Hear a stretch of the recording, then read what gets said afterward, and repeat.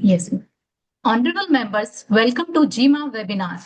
We are privileged to have among us Mr. Chris Richards as the speaker from the industry.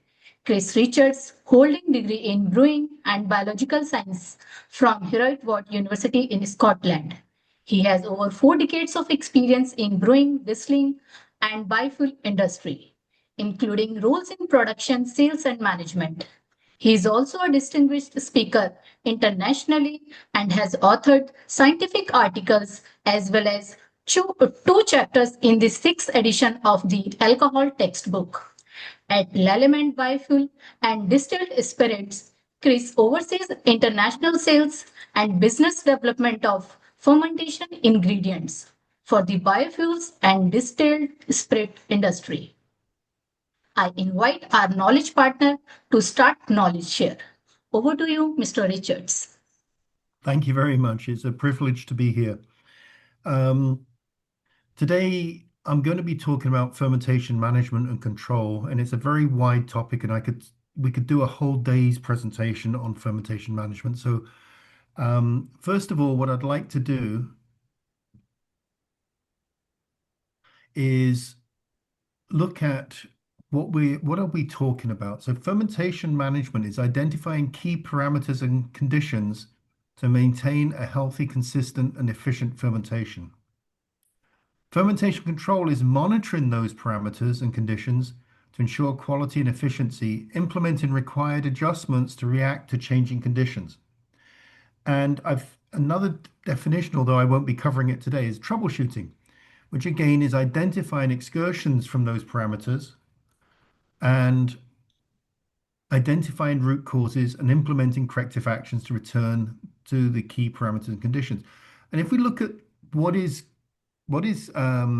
linked between these, you can see that we're talking about key parameters and conditions across all the way here. This is what it's about, is understanding what you're measuring, the implications of what you're measuring, and what conditions you need to make the fermentation efficient. So fermentation management, if we look at the whole processing, why do we focus on fermentation? Well, grain handling and distillation are generally 100% mechanical engineering. If the equipment is installed right and it's run correctly, it works. But where are you looking at? You're looking at, under grain handling, potential loss of feedstock if you don't collect it all or if you don't mill it properly. In the liquefaction, you're looking at incomplete conversion of starch, or loss of mash. Yeast handling is poor yeast health, low yield, and distillation is predominantly the areas of loss here are physical losses or evaporation. So this area here is a biological process, and biological processes are naturally inconsistent and rely on multiple factors to be controlled. And if you think about it, it's only in fermentation do you actually make yield or the alcohol. All the other areas are focused on minimizing losses.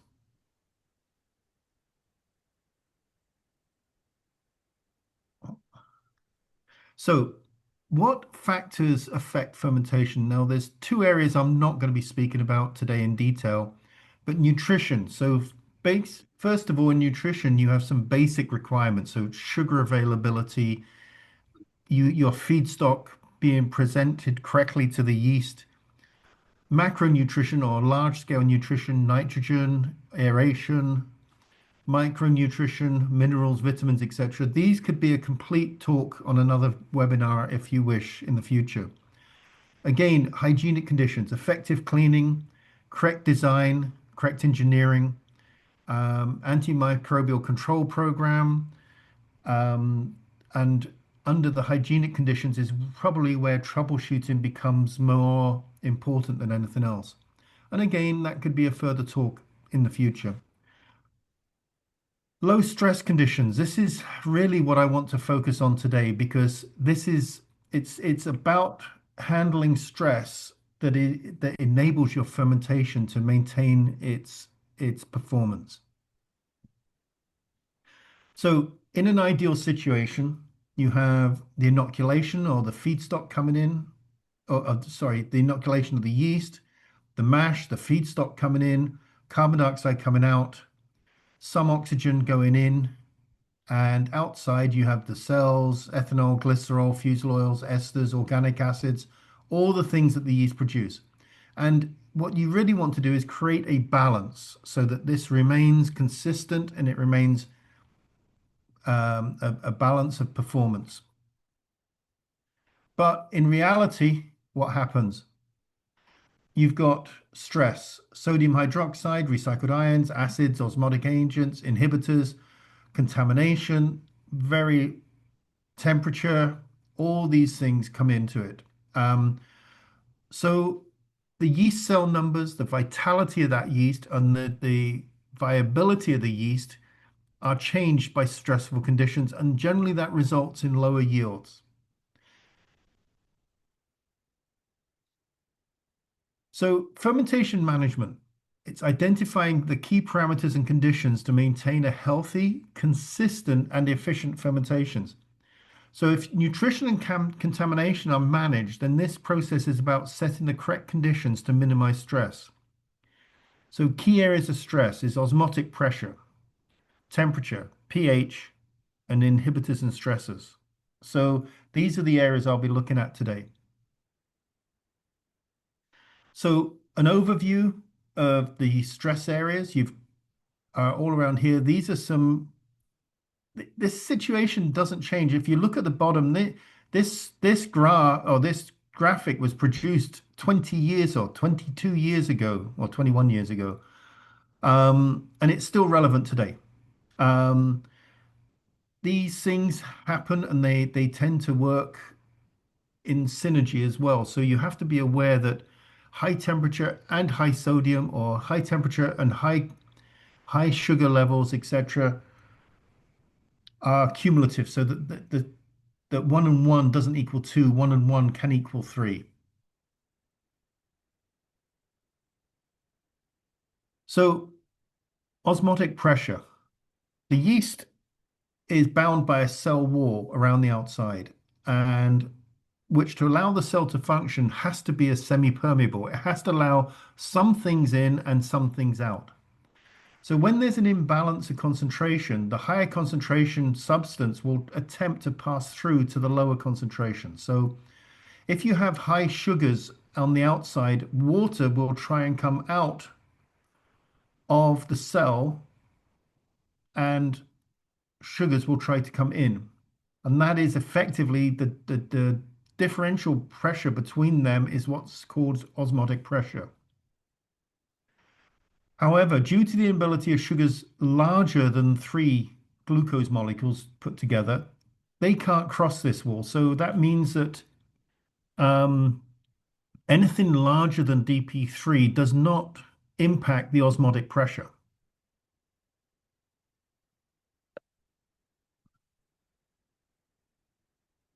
So how do we control this stress?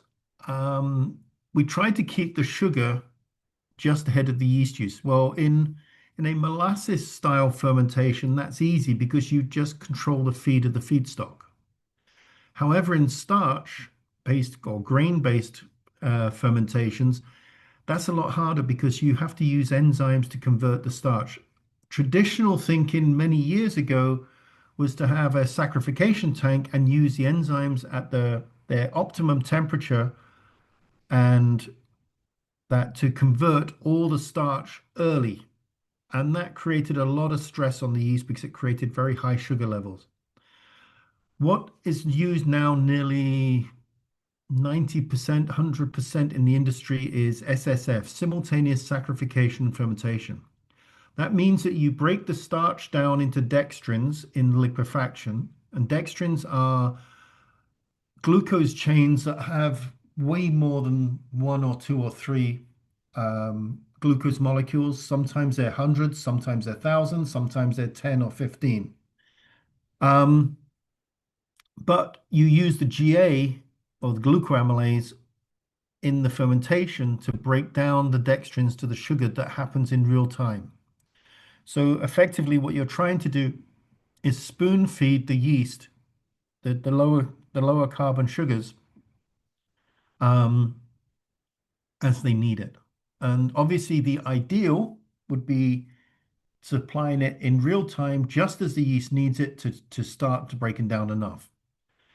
However, doing it that way tends to create a high risk of starving the yeast if the yeast gets ahead. So generally, there's a level of comfort. So there's two key parameters. First is the iodine test in liquefaction. What you're looking to do here is show a complete conversion of starch to dextrins. Because once the conversion of starch to dextrins needs high temperature alpha amylase, and it doesn't happen very efficiently at all in the lower temperature fermentation temperatures. So you really want to do all your breakdown and conversion of starch to dextrins in liquefaction. So a good test of this is to use iodine. You take some of the mash, you put a couple of drops of iodine into it, and it should change from a purple color to a brown color. I like to use a white tile to do this exercise in, or a white spoon or something like that. It's easier to see the color change, and because you've got color changes subjective to individuals, I like to set up photographic color guides at the place where they do the test, so that different technicians can compare colors, so that you're trying to create more consistency within the test. The second test is a dextrose equivalent, or DE test. And what this does is this measures the average chain length of the dextrins. So if the number is 0, it means there's no breakdown to glucose. If the number is 100, it means everything is glucose. Um, Typically, yeast and enzyme suppliers set differing targets. A low yeast stress result is between 10 to 12. This is usually where we try to work with the advanced yeasts. Enzyme addition, GA. Remember, this is going to be plant specific. It should be optimized using sugar profiles through HPLC analysis. I've realized in India there are very few HPLC units, but globally people track their sugar profiles through HPLC. And this allows you to look at what sugars are available at what time during the fermentation. GA additions can vary wildly from 100% upfront to multiple staged additions or even slow drip feeds. Typically, the yeast should never be glucose stars, but lower glucose levels encourage greater utilization of the DP2 and DP3. What you're trying to say is if there's a lot of glucose there, the yeast will preferentially take the glucose and not break down or utilize the 2 and 3 glucose chains. DP1 levels at the start of fermentation should certainly be above 2%, but definitely be below 10%, and ideally a lot lower than 10. Biotech yeast. This is happening almost nearly 90% of the yeasts in the USA, Canada, and Brazil now working on grain are biotech advanced yeasts. They express enzymes and increase yield in a significant manner. We actually have been able to develop a yeast strain that can express up to 100% of the normal GA requirements. And this yeast controls its own sugar profile by reducing the osmotic stress has shown to generate yield improvements in addition to the GA savings. Managing sugar profile is key to optimizing this strain, which is capable of fermenting efficiently at lower DE parameters, thus increasing yield. So what happens is within the yeast cell, there's glucose on the outside. The yeast expresses its own enzyme, which breaks down, and then the yeast is taking the glucose in. So what it does is it can reduce or eliminate the purchase of the glucoamylase. Plus, you get a yield improvement because the the stressor on the yeast itself is a lot lower. So Firm Boost is the product we actually have now received regulatory approval for importation of this yeast, and we have started to get approval for end users to use it, and we should be implementing a trial, our first trial in India, in the next few weeks. So it's a robust yeast strain. The yield may improve. We've seen yield improvements of up to 1 to 2% over the standard normal yeasts. I believe this is going to be a game changer for the ethanol industry in India. Um, it's taken the first step forward to optimizing yield and becoming a global manufacturing uh, quality. So what happens if we look at these? This line here is the control of the normal yeast. The orange line is the glucose. GA has been reduced by 90%. So there's only 10% of the glucoamylase added. And the other line here is no glucoamylase added at all. So you can see that the stress at the very beginning of the fermentation is much, much lower on the yeast. And this glucose comes down. So the glucose lasts longer. So it's a slower breakdown, but a more efficient breakdown. So when you look at the alcohol and the yield on here, you can see that at the beginning they're fairly similar, but then towards about 18 to 30 hours or 40 hours, there is a significant differentiation in the alcohol produced. And this has been used commercially in a number of countries. It's used on the cassava industry in Thailand, and this is where these numbers come from. These are not laboratory numbers. These are actual field implant trials. So the implication of DE, most distilleries in India run a dextrose equivalent around about 20. However, Firm Boost works well with a DE range in around 10 to 12, which we said earlier reduces the osmotic stress and is more effective. The effect of this is to provide a more efficient chain length to dextrins, which allows a reduced stress as a more efficient utilization of the GA. You achieve this reduction of DE by a reduced dosage of alpha amylase. So this can reduce in a considerable saving of alpha amylase of between 30 to 50%. So enough on osmotic stress, temperature. Yeast, like humans, have optimal temperatures. If it's too slow, it will cause a slowdown in yeast metabolism. If it's too high, it can cause stress to the yeast. And if it's extremely high, it can actually cause yeast viability issues. Once yeast is under stress, it will result in increased glycerol production. Glycerol production replaces every molecule of glycerol produced by the yeast to react to stress is one molecule of ethanol less that is produced in your process. So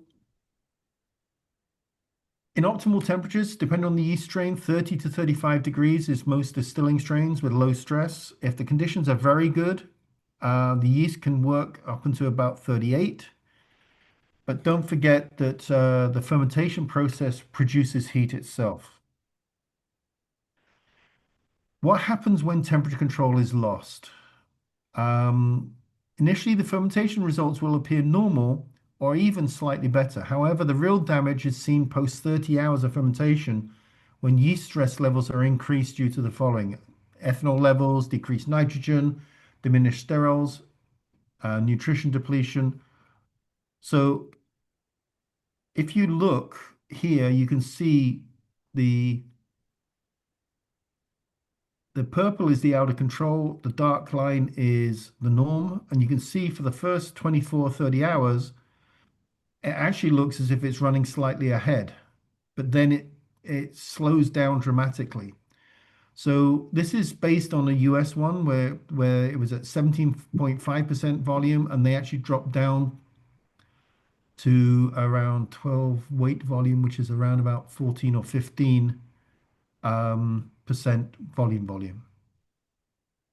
And you can see the difference in the yield loss here. So what can you do if you identify a temperature excursion? You can look at repitching with fresh active yeast. You can temperature stage fermentations, and sometimes magnesium can help yeast withstand more temperature stress. But predominantly use yeast as fresh and healthy as possible at the start of fermentation. We talked about temperature staging, and this is an interesting one. This is a series of experiments with increasing fermentation solids, increasing temperature, and fermentation time. And you can see that typically, once you get very cold, your fermentation hours at the high strengths are extended, but pretty much similar along the timeline for most of the others. However, when you go up in solids here, you can see that there's a typical standard increase per solids increase until you get to about 30% concentration. When you start to go higher, what happens is you see at the lower temperatures the standard increase, but as the temperatures go up, now you see a significant yield loss. So this was identified back in 1994 by Professor Ingledew and one of his PhD students, Jones. I think it's Angela Jones. Um, and what we inferred from there is a temperature staging. So as the alcohol increases, they reduce temperature. So they actually reduce the set point of the temperature as alcohol increases. So as the alcohol stress comes up, you reduce the temperature stress. If we go back to here, you can see that at this moment in time, the Indian industry is around this mark, around the 14, 15% by volume. So this doesn't really apply in India just yet. It would possibly help towards the end of some fermentations if you have other high stresses. But as we see the Indian industry progressing to more efficient fermentations, temperature staging could play a key part. pH. I don't expect everybody to read this slide in detail, but effectively what you've got here is if you have lactic acid or acetic acid outside the cell, they can move across the cell membrane. And because the pH outside is lower than the inside, once they go across, they then disassociate inside the cell, lowering the pH of the cell and causing cell death unless the cell uses up some energy to expel the hydrogen ion and protect its own pH. So this is exactly why lactic acid and acetic acid contaminations impact yeast health and the efficiency of fermentations, because when the yeast is converting starch to glucose to ethanol, it produces 2 ATP. If you're using up 1 ATP to pump out a hydrogen ion, you're reducing the energy available to the cell to live.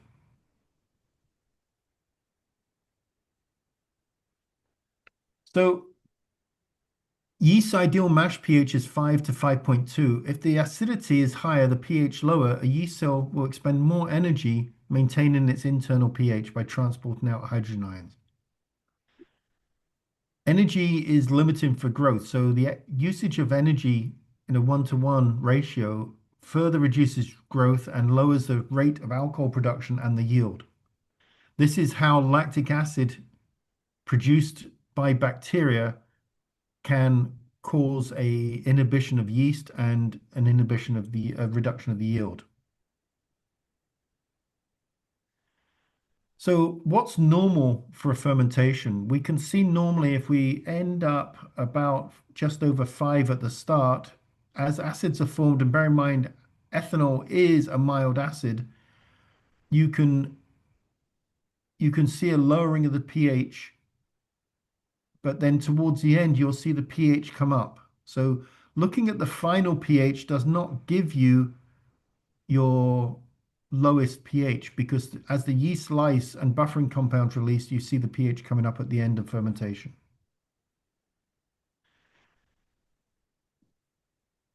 On some pure starch cellulose fermentations, the addition of buffer may be needed because they are they have no buffering agents and natural buffering agents. So the purer the substrates, the fewer nutrients and buffering agents are found. So with the more pure starch, sugar, or cellulose that you're using, the more other products you need to add to protect the fermentation.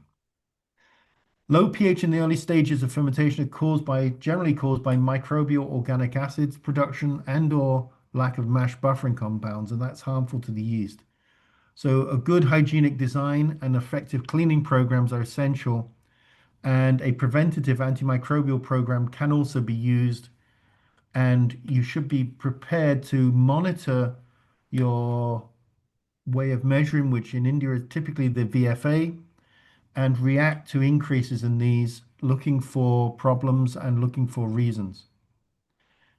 Lactic acid, acetic acid don't increase just on their own. They increase because something has gone wrong. Inhibitors and stressors.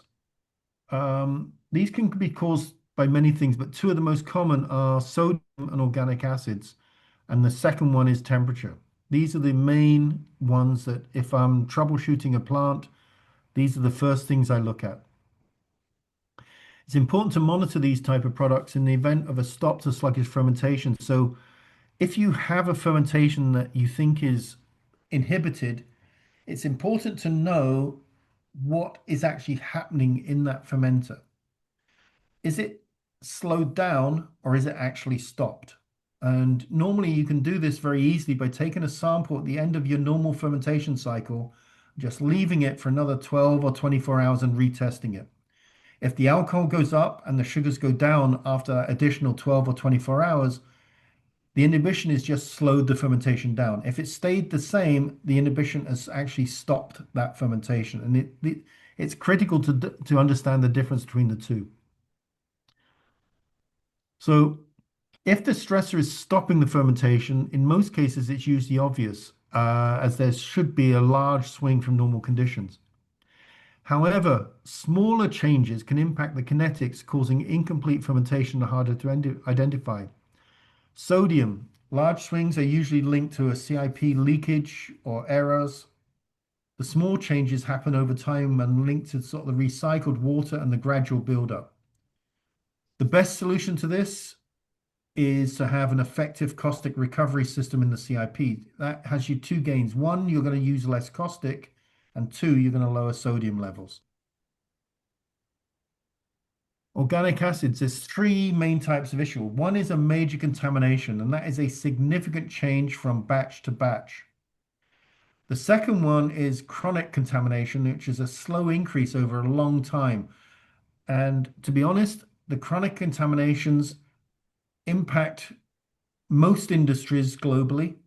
They're insidious because people don't see the change on a day-to-day or a week-to-week. It's only when you look back month to month or even 6 months or a year and look at trend analysis. The other one is unusual, but an indirect impact, so that the bacterial end products increase, but there's no contamination in the front end. In other words, the contamination has been before liquefaction and cook, and it's produced the acids, and then going through liquefaction and cook has killed the bacteria. So in the fermenter, you have increasing acids, but no real contamination.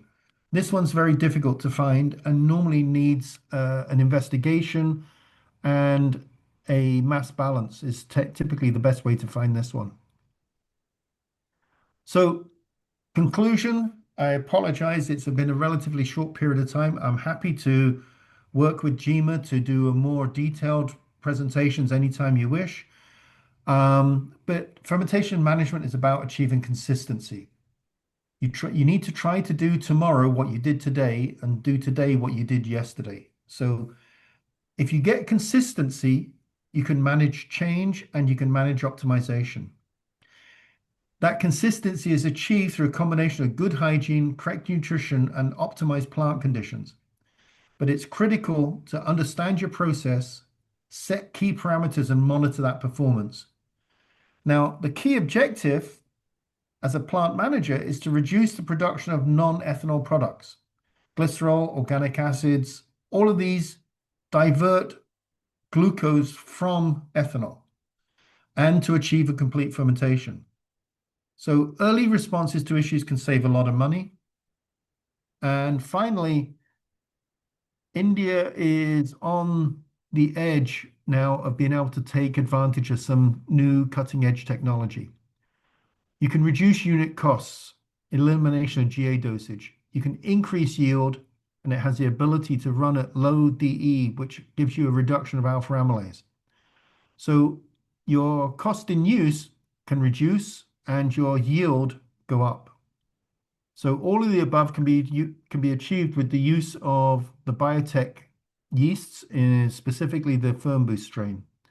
We have received the GEAC approval for the import, and the first end user has been approved, and we are anticipating multiple end user applications going forward. And that's it, if I have any questions. If any of the STEAM members have questions, you may please go ahead and ask now.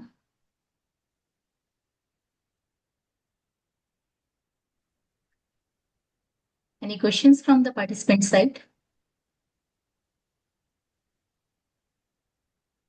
Just me. Good evening. How Good much evening. maximum fermentation efficiency can we get practically? It depends how fermentation efficiency is a hard one to do because it depends on how people actually measure it. Some people measure 100% as what is practically achievable in the fermenter, and other people measure 100% as the 100% of the pure theoretical. If you go to the pure theoretical, which I believe is the more accurate measure of efficiency, generally speaking, a well-run plant can be between 90 and 92%. A very well-run plant, I think, can get 92 to 94%. Your biggest culprits are temperature and contamination. They're the two things that probably impact efficiency on a day-to-day basis. It's an ongoing fight. I've always said that production of alcohol is not rocket science, but it is very, very hard work. You have to work to achieve the consistency. Just because you set parameters, you have to monitor, you have to react. It's a biological process, so things will change no matter how much you want them to stay the same. Things will change on a day-to-day basis, and you have to understand those changes and be able to react to them. In our country, normally we are doing to around 30%. We are recycling thin slope and condensate everything. How the US there, how much recycling, how they are achieving the alcohol percentage in the about 20%. It depends on your engineering design and the reason for recycling, because if you take a design such as the ICM design in the US, to maintain their water balance, they need to recycle between 45 and 50% of the thin slops or the backset.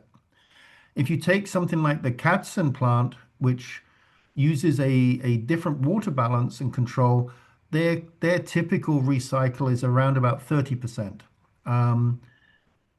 And if you can play with that recycle, that enables you to react to contaminations, because what happens is, because of that recycle, when you get a contamination or high lactic acid, you will be recycling a proportion of that lactic acid back to the next fermenter.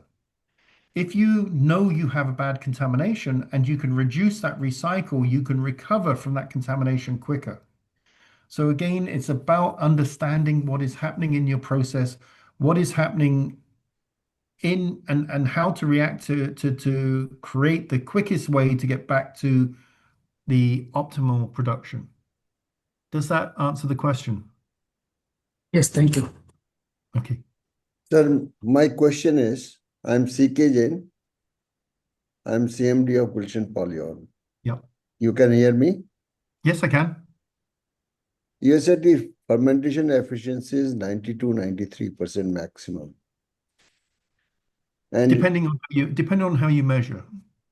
no, I measure on theoretical basis. Yep. So theoretical, why it can't be more? What is the reason why it can't be more? Well, you've generally got a proportion of the starch that is never converted because it's bound or it can't be broken down by the enzymes.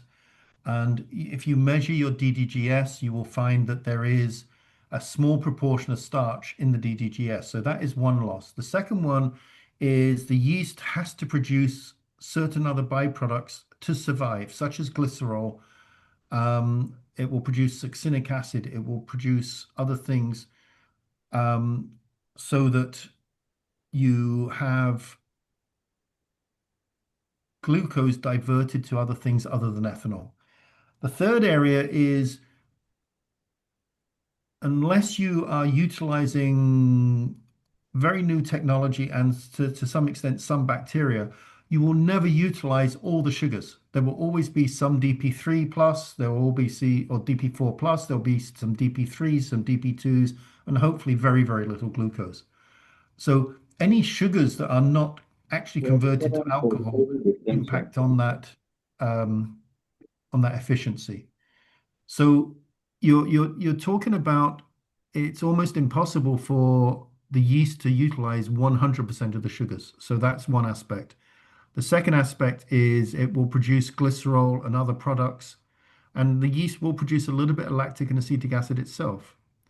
Then thirdly, there is always certain losses within each of your unit processes. In your milling, there will be a very small loss of grain solids just by dust on the floor, expelling a dust. In liquefaction or mashing and liquefaction, there will be minor losses, very minor losses in your sieves.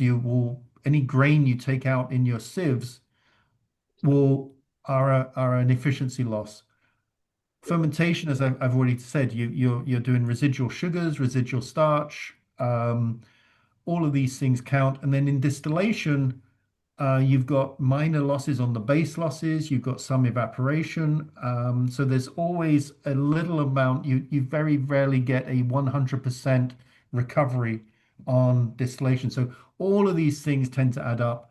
And typically, most engineered processes tend to be as a sort of maximum 95, 96% efficiency, just out of sheer life, designs, efficiencies. In biological processes, I think hitting 92 is good. Anything above 92 is very good. Sir, people are saying that in rice, when we produce ethanol from rice or broken rice, then it is said that the fermentation efficiency goes up to 96%. Is it correct or is it wrong?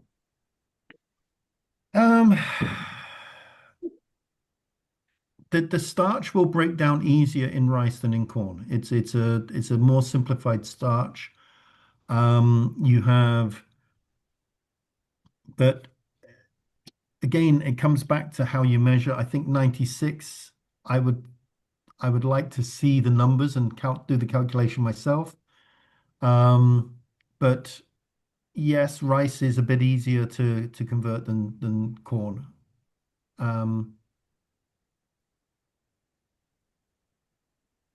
I can't say what the number would be. I don't have that to hand. But typically I have seen rice go up. My belief is because most people's plants are probably over history set up better to run rice than they are corn. And I believe that if you, over time, if you look to optimize, there's no real reason why you can't set up your process to get the same efficiency from corn as to rice or get a lot closer. We're talking about the same starch, the same content. It's about making sure that your cook, your breakdown, your liquefaction is releasing the same amount. Personally, I don't believe you'll get there until the industry is looking more closely at sugar profiles and having better analysis and technology. It's very hard to control your fermentation when you have no insight throughout the fermentation. You need to when you're just looking at RS, RST, it's very hard to control the fermentation. You can do pretty good fermentations, but to go to the next level or to truly optimize, it's for this reason we are currently working with a technology firm to try and identify a portable HPLC that we are hoping to test in India in the next 12 to 18 months. This is literally a HPLC in a suitcase that we can take from plant to plant and work with you to optimize. Okay, thank you. Any other questions? One since now there are many companies they are providing the booster enzymes. Is it really required? What's your comments about this? It depends what's in the booster. I've seen a number of boosters, and a good proportion of that booster is not enzymes, it's antimicrobial. And the benefit you get is through control and contaminations. There are some enzymes that do help in the way of proteases. Proteases definitely help in fermentations because they create an organic peptides, which means that the yeast, which is currently taking its nitrogen from ammonia or from urea or from DAP and building up its proteins, are taking in peptides that it doesn't need to assimilate, it doesn't need to build up. They can just take the peptides and use them in their protein production. So proteases help, less so on rice, more so on corn, because the corn has more nitrogen content than the rice does. Other enzymes that can help is it's the debranching enzymes. It's either pulinase or the beta glucosidase, which actually break the alpha 1,6 linkage between the glucose molecules. To explain, starch has long chain ones, which are just alpha 1,4 linkages. Then it has the branched version, which is a combination of alpha 1,4 linkages and alpha 1,6. GA breaks the alpha 1,4. And so it eats there until it comes to a branch, and then it stops and goes off to find another branch. The pulinases or the big beta glucosidases actually cleave the alpha 1,6 bond, which can help. Truly, does it create a major yield improvement? No. Does it have a minor improvement in efficiency? Yes. And to be honest, plant by plant, you should run a comparative trial to see if the benefit is worth the additional cost. Other boosters, so typically speaking, the boosters have sometimes a little bit of enzyme, some antibiotic, and some minor nutrition. So my viewpoint would be I would prefer to separate those things rather than just buying a packaged booster. I would prefer to control what I add. So you could do a specific nutrition package, an antimicrobial control program, and look at your enzymes rather than just buying a package that you have no control of concentration. Does that answer the question? Thank you. Same one more. They compare with the slant yeast before they're giving the high yield. Now even your company is also supplying the dry yeast. Yes. Can you differentiate the slant and why nowadays preferring the dry yeast? Okay, the slant yeast, when you're growing up from a slant, you're taking the responsibility of producing that yeast going into your pre-fermenter. Like any process, you're not using an optimal methodology of yeast production. For instance, when we grow our yeast, we grow under aerobic conditions. So we actually have very, very large blowers. We're putting in a lot of yeast. We're controlling the feed to below 0.5% glucose for the yeast. And that then causes the yeast to grow aerobically, which means that the yeast is very high in sterols and unsaturated fatty acids, which it needs for budding. When you grow the yeast in a plant on propagation, you add and you get some acids, but you're also producing it because of the Crabtree effect, you're producing it in anaerobic conditions. So you are still producing alcohol during that time, which is good for your yield, but is not the best way to grow yeast. And you also have inconsistency. So, sometimes you're growing from a slant, you'll grow and you'll get 10 to the 10 to the 10, 10 to the 6, or so many million cells per mil. And other times it'll be a lot lower, other times it'll be higher. And that creates inconsistency in the fermentation. When you move to a dry yeast, you're buying a yeast that is specified to viability, strain, performance, and everything else. And by adding a certain kilograms of yeast to your process, you are improving the consistency because each pre-fermenter is getting the same dose of yeast every time. So by going to the dry yeast, you're removing inconsistency from your own process. And secondly, I would ask a question: if you're growing from a slant and your propagation of that slant is not the best, what do you do? Do you use the yeast or do you don't? You're your own worst customer. You have to use it. By buying a dry yeast from any company, you're buying to a specification, and it's their responsibility to produce the same yeast, the same genetic profile, the same quality, the same standards, etc. So you're building in consistency. Does that answer the question? Yes, sir. Thank you. Okay. What is the difference between fuel grade ethanol yeast and liquor grade ethanol yeast? How will it be differentiated profiles? Okay. Some are very similar, but effectively when you're looking for the liquor style yeast, what you're aiming for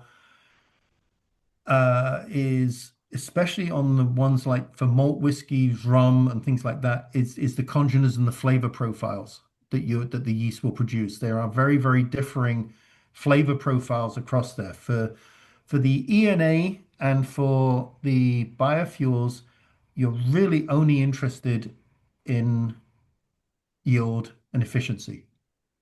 So the two strains are generally designed to be high yielding, high efficiency, but the fuel ethanol or the ENA strains are focused on that, whereas the other ones we're looking at flavor additions effectively for, especially where you're looking at maturation. Because the liquor industry, wherever the ENA production, they're recommending only 13 to 14%. For fuel grade, they're recommending more than 15%. Is it anything impact in the higher alcohol in the ENA quality? Okay, I'm going to separate the liquor ones for the ENA to that, because ENA to me, you're looking for a neutral alcohol. So you're not worried about flavors. So I see no problems with getting the same alcohol content in the ENA as you would in biofuels. I see no problems at all in matching that performance. If you're looking at a more beverage quality, single malts, grain whiskies, rums, and things like that, the higher the alcohol you go to at the target changes the flavor. Congeners production is balanced, so depending on it will change with temperature, it will change with alcohol content, final alcohol. It will change with what type of nitrogen you add. It will change with your contamination. All of these things impact on the flavor. So typically speaking, yes, the true beverage, the premium beverage, tend to ferment at lower concentrations. Actually, a lot lower than 14. Most whiskies in the world are between the 8 and 12%. Rums, depending on your feedstock, are again 9 to 11, 9 to 12%. But these are more from quality flavor reasons than from true efficiency. If you're doing column distillation and high purity, then to me, there's no reason why you can't take alcohols up. That where One, your limiting factor are going to be cooling, control of fermentations, and discipline within the plant.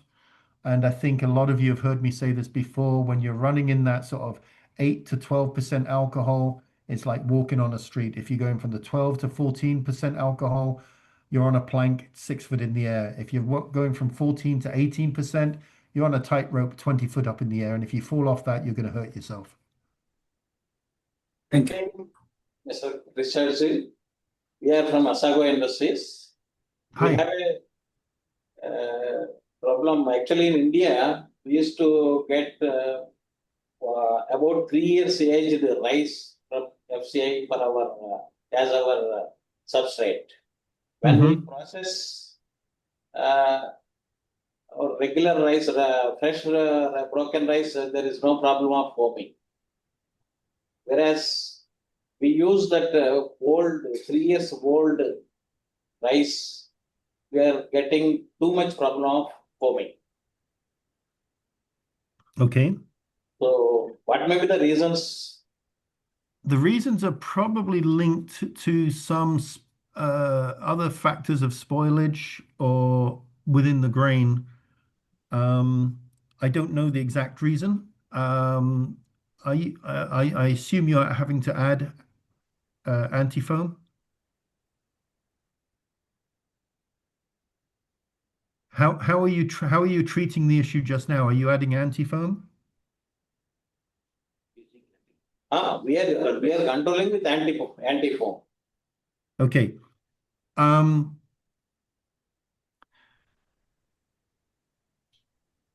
The problem, without actually looking at your process, it's very hard to troubleshoot just on this one. I think the answer would be to try and do an analysis of the mash to see exactly what's causing the problem.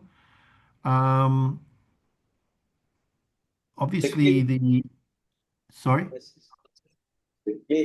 Actually, we at present, because we don't know when foaming will come, that's why we are continuously dosing and controlling. Preventive measures.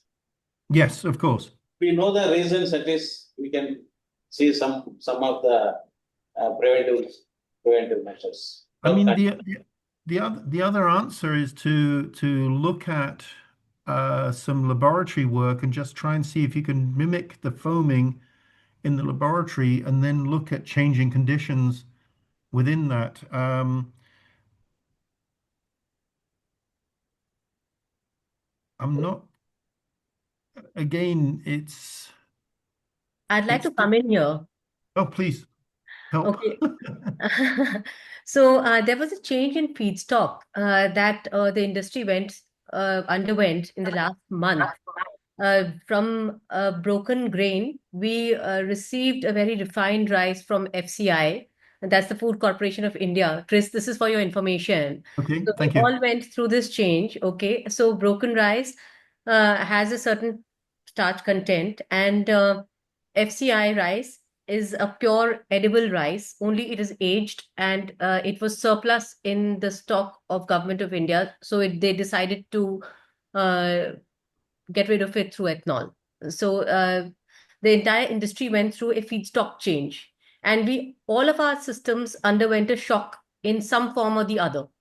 Uh, Hmm. so uh, from Asago, I'd like to acknowledge or endorse that even our plant underwent some issues because of change of feedstock. Your plant possibly had foaming. Our plant had, loss of yield in ethanol, in alcohol recovery. My assumption for our plant was that there was a miscalibration in starch and starch reading content. Because in broken rice, starch content is much lower. It's we get, I would say, between 66 to 68%. However, in FCI rice, the starch content is higher by at least 4 to 5%, depending on where you are measuring. So a gap of 5%, 4 to 5% in starch content is very high. So this requires calibration of entire dosing. I'm speaking for my plant. Your plant may Hmm. have a different problem, but this essentially has to do with the change in nature of feedstock and how we were calibrating our dosing. And the suppliers of foaming supplier, yeast companies, enzyme companies will be able to help us resolve these issues. And we also had to call some expert opinion on resolving some issues that we were having. So The other question I would do is it's probably worthwhile getting a full grain analysis of both feedstocks to understand where the difference is. I'm guessing with the broken rice, you may have more cell wall or more unrefined material than in the food grade quality, yeah, uh, so which will actually, by mathematical process, lower the percentage of starch. Yes. Um, Actually, and even the sugar profile changes, and you will see that mhm. impact in DDGS as well. Where your alcohol is recovered very well, so DDGS will come out very pure, and the color and the general Yeah. characteristics of DDGS will be greatly improved. However, if the starch is carry forward, your same DDGS, which could be a wonderful DDGS, would actually be more brown in color because Yep. the charring that is happening due to sugar in it. So Yeah. you see, so something that has a potential to be a fabulous product will actually be a bad product for you. So we have to know how to treat the feedstock Yeah. really. So we have to understand that our plants have undergone a change, and systems do take time, and people do take time to understand this. So it is One not, the question. starch content is not just for reduction and costing, and is not just for entry of registers. There is an implication of it from end to end. Even steam application, dryer, DDGS, the solids in the thin syrup will change, and we need to understand the nature of it. So it, provided we want to. It comes back to what I said is understanding your process, you can adapt to change. So can I ask, when you change the feedstock in your plant, um, did you increase the enzyme dosages The question is directed to yourself? me. Okay. Yeah. So did we change the enzyme dosages? Yes. When So you went from broken rice to the food grade. I'm not sure about it. So I cannot answer that very correctly. Okay. The reason I'm asking the question is if you move from say 63 to 67% starch, Mhm. your enzyme dosage should be based on Yes. kilogram of starch entered We into the are plant. increasing the dosages because based on the starch content. Yes, We are Yes, yes. enzyme that's first what I was corresponding. asking. Yeah. That's what I was Yes. asking. Did you adapt? You should, when you change a feedstock, It being prior to changed. using that feedstock or looking at the specification of that feedstock, you should recalculate your enzyme dosage up and down. depending on the starch coming in. Yeah, and also you have to know the equipment's ability to process the alcohol content. Yes. You see, if we have more alcohol because my starch is higher in my feedstock, we may not be able to recover the entire alcohol because my equipment designing may not be accordingly equipped. Usually on the distillation, you've got enough leeway for that sort of level to do it, but you do have to adapt to your distillation. And the key measure there to look at is your base loss.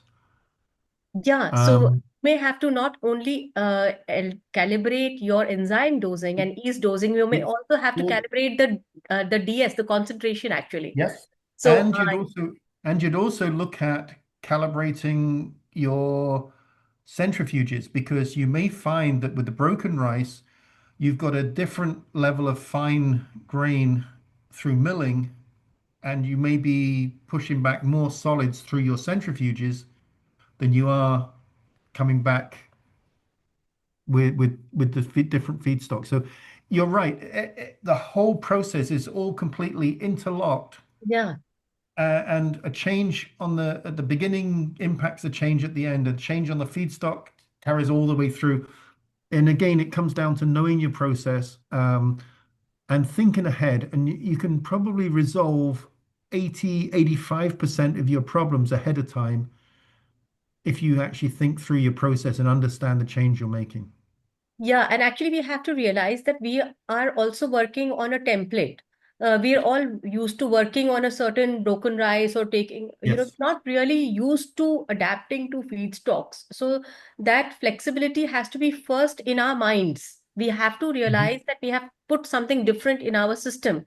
And it is not just a milling that if that we have put a maize in our milling, then we require stronger hammers or gentle hammers when we put FCI rice. It is exactly as Mr. Richards has mentioned that DS will change, the concentration of the decanters will change, the syrups will change, the nature will change end to end. So we can have problems at any phase due to multiple reasons, and but the baseline problem remains the same, that the feedstock has changed. Yes, absolutely.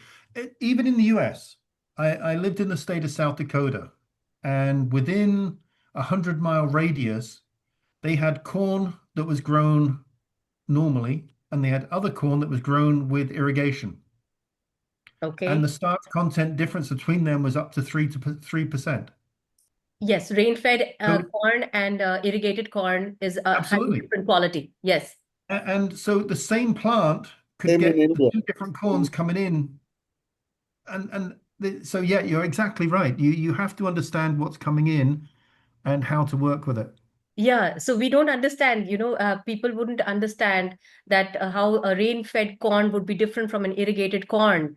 Right now, we're not even identifying the difference in the different feedstocks. Yeah, So, yeah, so food grade rice is much different from broken rice. absolutely. And to be honest, your industry is evolving. Your industry here is maturing, and your knowledge base is improving. People are hungry for information, are hungry to learn, which is absolutely fantastic. Um, you know, and it's by thinking what you may think are stupid questions, that are not stupid questions. It's something that's so obvious as, oh, the food grade rice and the broken rice are both rice, but asking what the difference is important. And it's this industry. I still think there is plenty of room to grow in this industry for you. I think there's plenty of room for improvement. I think you've got a very good process at the moment. Um, you do have some limitations. Climate is one. Cooling water availability is a second one. Third one is solvable with some investment, which is your technology for analysis. And then the fourth one is solvable, which is the knowledge of your operators and your staff and your team, which can be improved through training. And I still think there is good room to improve efficiencies, profitability, and the last one is your country is starting to realize you need to be able to take advantage of new technologies. And they're adapting and working towards and finding a procedure to adapt those new technologies into the Indian industries. Correct. Yes, we're barely scratching the surface. And the Absolutely. thing is that we have enough to inherit. Yes, Dr. Jain, please go on. Sir, what in our Bharat, you always say the 15% alcohol percent is quite all right, isn't it? I believe with grain fermentations and good discipline with reasonable control of temperature, 15% volume is achievable. And US, you just said it is 17 and a half. Is it right? Actually, the US is usually between 17 and 20. There's one company I know that has 26 plants. A number of years ago, they achieved over 20% in every plant for a whole month. What is the reason why we can't achieve that? Can you just spell out one or two reasons? Part is equipment. You need to have you need to have ultra high solids. So you need to be able to process high levels of grain because alcohol is a finite. If you don't have the starch, you're not going to get the alcohol. So if you don't have the concentration, the second one is climate. It's a bit easier, especially the humidity. It's easier to cool with lower humidity, even with high temperatures. But the probably the biggest difference at the moment in the US right now is on automation, discipline, and monitoring and analysis. As I say, let me go back to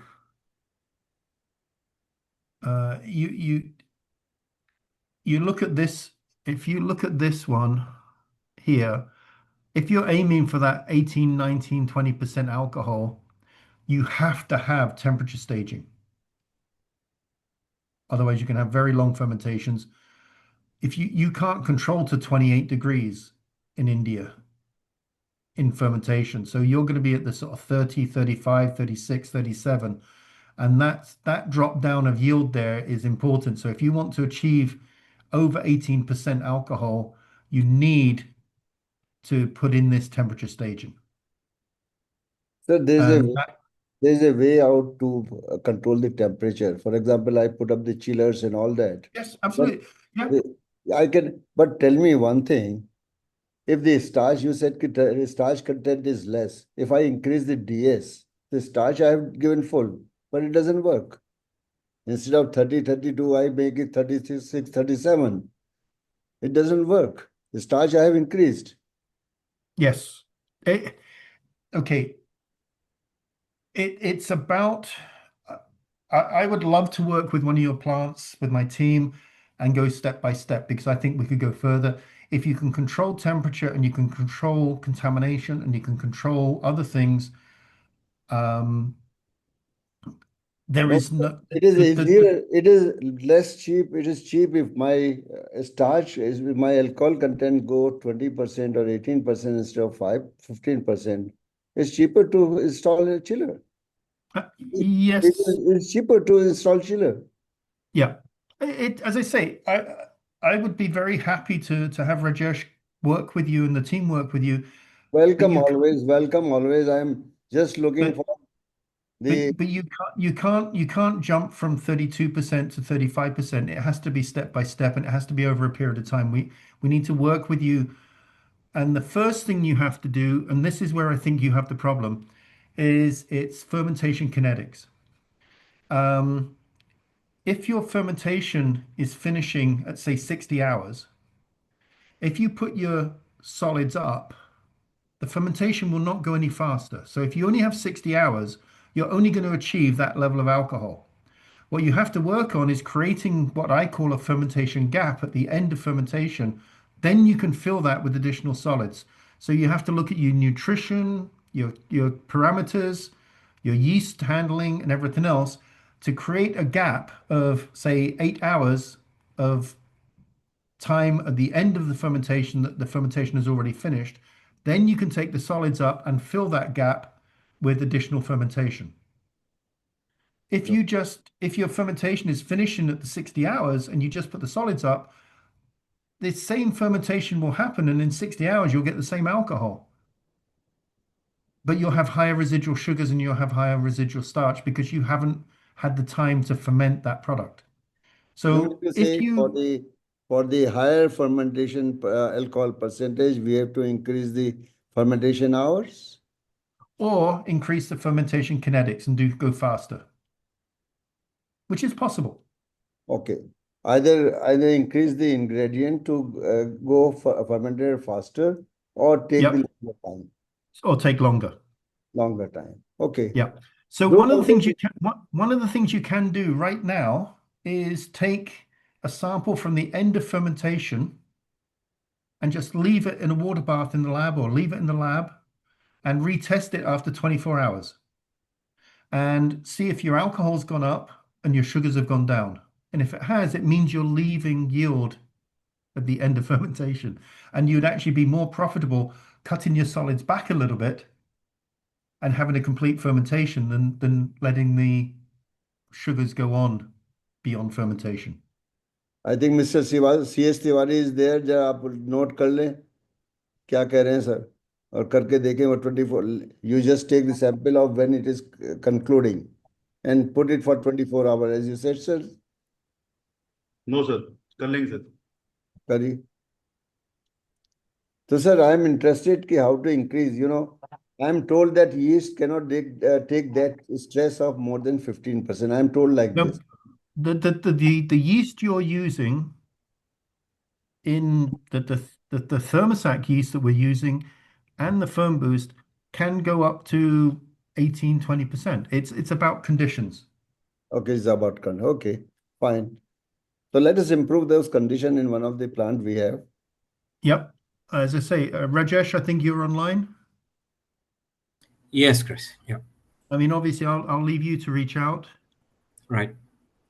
And I don't see any reason why we couldn't take one plant and try and use it as a test case. Oh, yeah, sure. We're already selling our yeast and enzymes to one of their plants, so we can take Okay. up that. That's an ideal choice then. Yeah. So, Mr. Mohan, think of doing for 17-18% alcohol. Mhm. You tell me what you have to do, but you have to be sure about it. Don't say you spend the capex and then it is not working. It won't, Right. it won't work. Yeah. It won't work.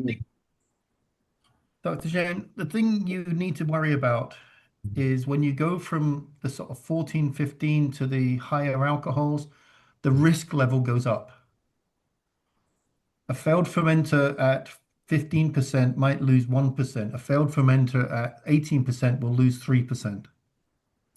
The classic example, what Chris told about walking on a plank. So the same applies here when you grow higher. So to be honest, it's not just capex you have to do. It's training. It's your operators have to have a bit of a different mindset, because you have to react quickly to problems, and the people that see those problems first are the operators. Richard, that is the biggest problem. The mindset is 20 years old. It is not Yes. elevating now because it is a competitive world. They are not understanding. I I'm mean, not the plan. That's the biggest problem we face. Yeah. Mindset have not changed, and they have not opened their mind to adopt new things. That is the biggest problem which we are facing. And HPLC has been put up in my plant in 2 years when it was lying there and nobody knows how to use it. Well, we can train you on using it, but they got the very much trainings, but still I'm not able to interpret it because I've been used to see the HPLC in sugar plants for last 30 years. yeah. Here the readings are different. I mean, यार DP1 is what? Tell me the 100% का क्या है? वो आज तक मैं I couldn't correlate it.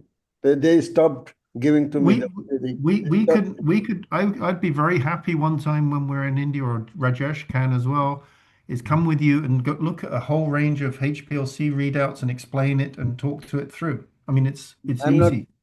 I'm not explained so far in 2 years' time. I put up the HPLC there. I think that is the only HPLC we have put up in the distillery anywhere in India. Yeah, I think so. So, but it's not non-performing because the mindset is different. कि क्या करेंगे इसको देख के? What we'll do with Yep. it? I would say I- that but if I was using as if you I was said, using sorry. as you said in this thing, sugar profile is most important for the fermentation. It Yep. should not be exceed, it should not be less. It has to go consistently on a certain level. That's what you said, sir? Yes, absolutely. Well, it's the sugar level. It's how it progresses through the fermentation. But if I was introducing a HPLC right now to the Indian industry, the first place I would check and do a consistent report is the final fermentation. As it's transferred to the beer well, do the HPLC there. That will give you alcohol. It will give you glycerol.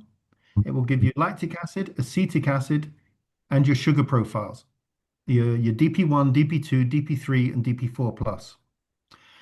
Now, from your alcohol, that's giving you a readout. That's fine. Lactic acid and acetic acid will indicate to you if your contaminations are under control or increasing. Your glycerol will tell if that's going up from a norm, will give you, is your yeast under stress? Your glucose, your DP1, DP2, DP3 will tell you how efficient your fermentation has been. Your DP4 plus will tell you how efficient your enzymes have been. Or really your DP3 and DP4 plus is your enzyme performance. So just taking the end result, not doing the whole sugar profile, doing just the end result will give you an insight as to how that fermentation is performing and in general how your plant is performing. Once you have some baselines and say, okay, my normal glucose level is 0.3, then you can say, well, hang on, how do I improve that? If I leave the result, if I leave the fermenter, the sample for an extra 12 hours, does the glucose drop down? Does the total sugars drop down? Am I losing product post fermentation? Your lactics, acetics, you can say, okay, let's do a hygiene audit, or let's look at the cleaning process. Can we bring those lactics and acetics down? And then stresses, can we bring the stress down on the glycerol? Because all of the lactics, acetics, succinics, glycerol, and your residual sugars all eat away at that efficiency.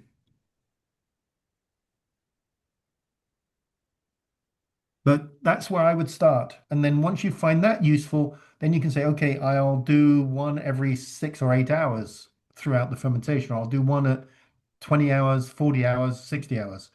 And then you can start to see and say, okay, fine. If I do one at 20 hours, if I see a problem, do I have enough time to react to fix that fermentation before it loses money?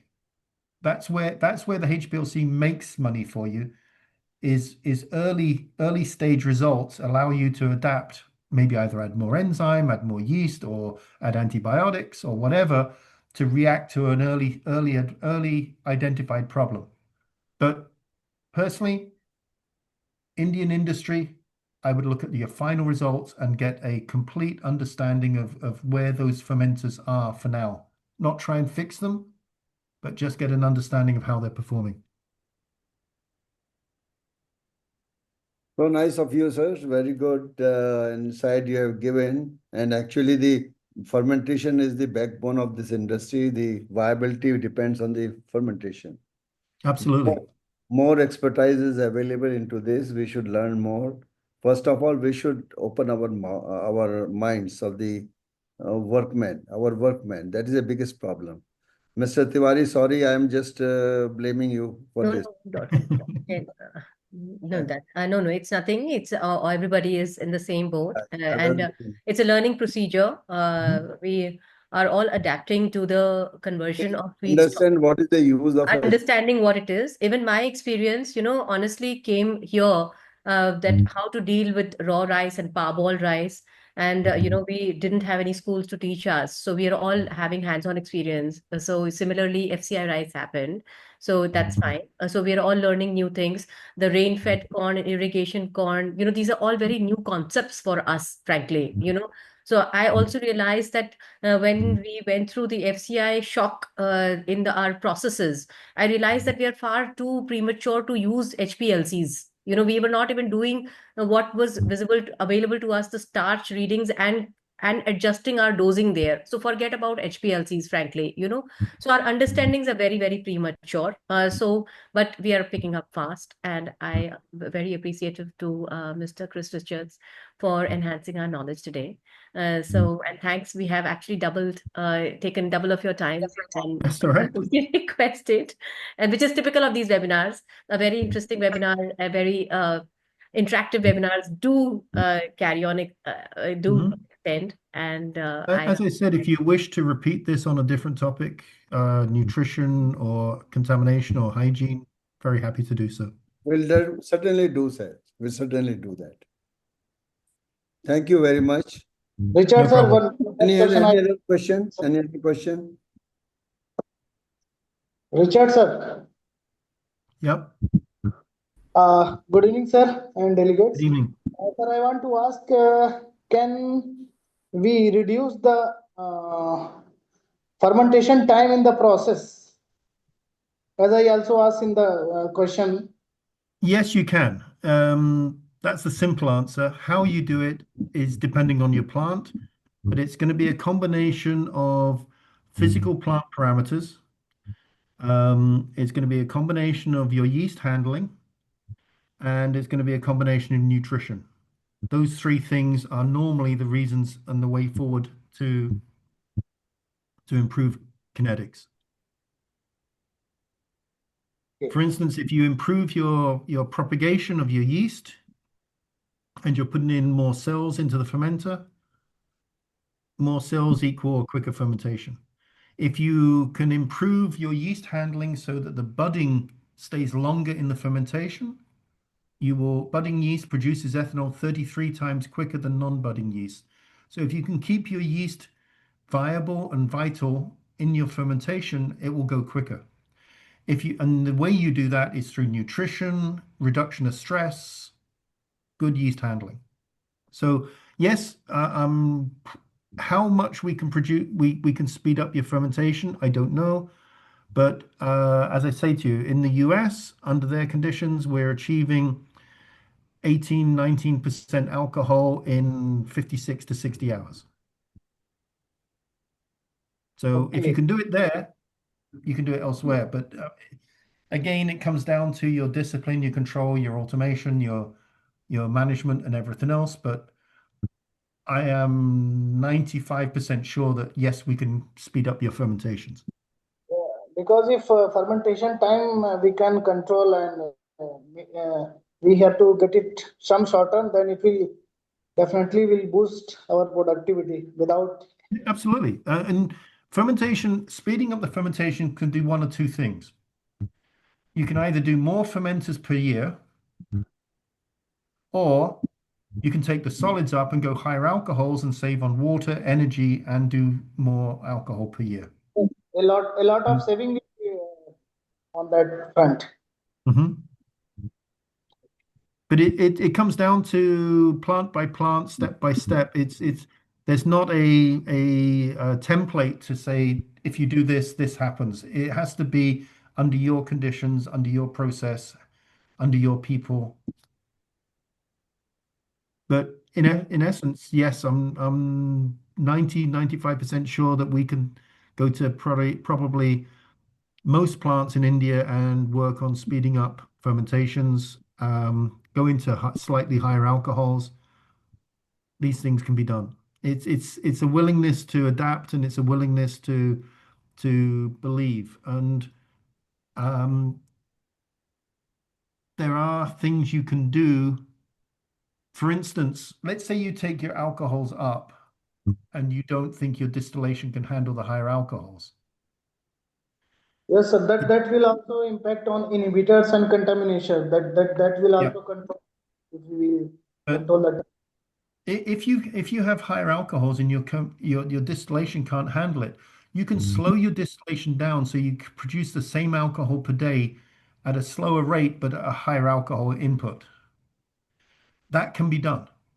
But what that also does, by getting the same alcohol per day with a slower distillation rate, a slower feed to distilling, you actually get longer fermentation hours, which enables you to take the alcohols up. So there's lots of things you can do once you start to see improvements. The problem you have is plants that make some improvements, and when everybody's watching and careful and thinking about it, it goes well. 6 months down the line, things tend to drift. You have to have somebody in that plant that is watching the parameters on a daily basis and pushing and identifying and troubleshooting when things move away. Sir, is any industrial level development is going on in this particular dimension, or things are as usual running? Sorry, I didn't understand the question. Sir, is any specific product like yeast or any such kind of development is coming in near future, or things are running? Oh, absolutely. The one that we talked about is the firm boost yeast. It can replace somewhere between 90 and 100% of your GA additions. So that is an immediate saving. You're no longer adding the GA. The second saving it has is by monitoring it, by controlling its own sugar profiles, the yeast actually gets us a 1 to 2% yield improvement. And what we've found is that this yeast can handle the lower DEs very easily, and it actually helps. And so you can actually reduce your alpha amylase. So by just simply changing this yeast, you can reduce your enzyme bill, reduce your alpha amylase bill, and get a slightly higher yield. Okay. Thank you, sir. That's the first one. As I say, it's taken us, Rajesh, just over 2 years to get the final approval. Yes, more than 2 years. Yeah. But it's through.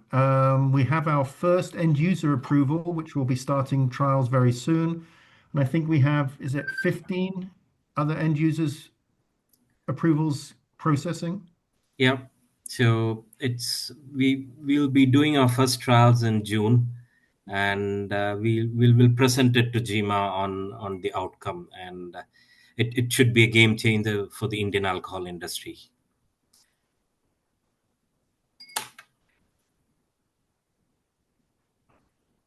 Okay, so Any other questions from the member side? Chris Saurav this side from Globus. Nice to see you Hi, again. how are you? I'm good. I'm good. As you were mentioning that, like to make the yeast more temperature resistant, we can use magnesium. So, is there any optimal range or something that we can go ahead? It's not so much it'll make magnesium will make the yeast temperature resistant. What it does is it helps reduce the impact of a temperature spike if the yeast has a healthy magnesium level. And it's throwing in extra magnesium doesn't necessarily fix the problem. You have to know what magnesium's already in the process, how much you do. And to be honest, off the top of my head, I don't remember the magnesium level that it would be needed, but I can find myself or Rajesh can find out that number. Because nowadays in India, in summers, we are having high Yeah, temperature issues. So absolutely. that's why. Yeah. We are working on new yeasts, non-GMO, that hopefully will show a temperature improvement. We are working on those. We'll probably be targeting more the ENA producers for those because the Firm Boost is approved for biofuels.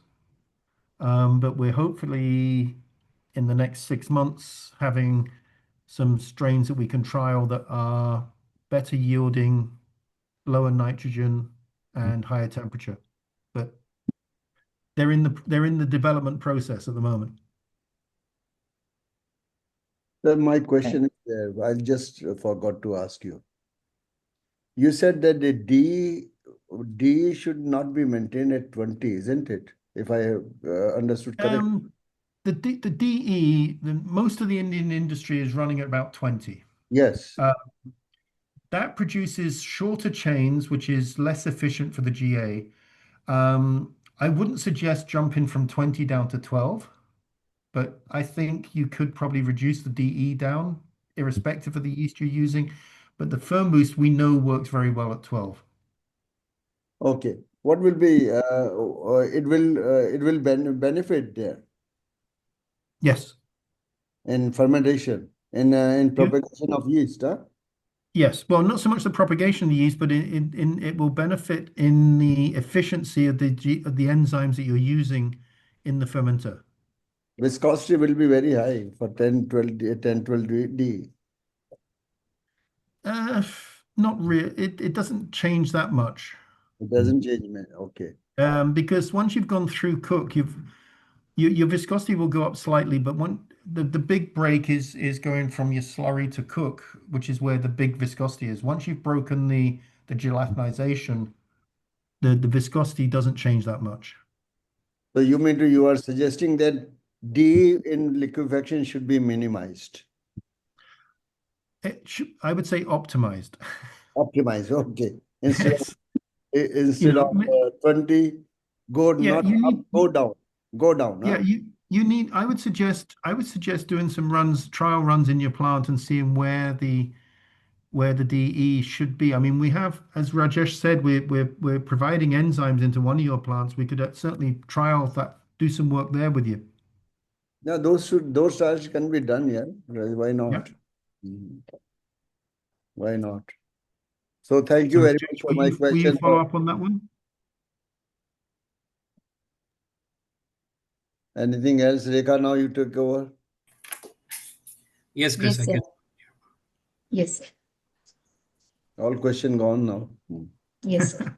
They are said very well. Quite a session, actually. It's a very long session. Yes.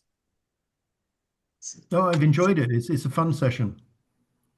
Thank you. We are very thankful to Mr. Chris Richards, sir, as a valuable knowledge partner. Please accept a token of appreciation from GEMA. This will be sent to you by mail also. Thank you so much, sir.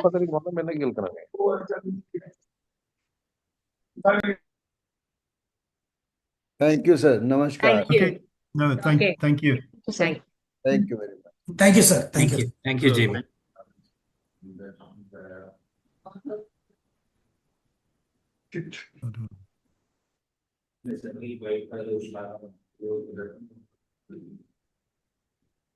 Trying to work out how to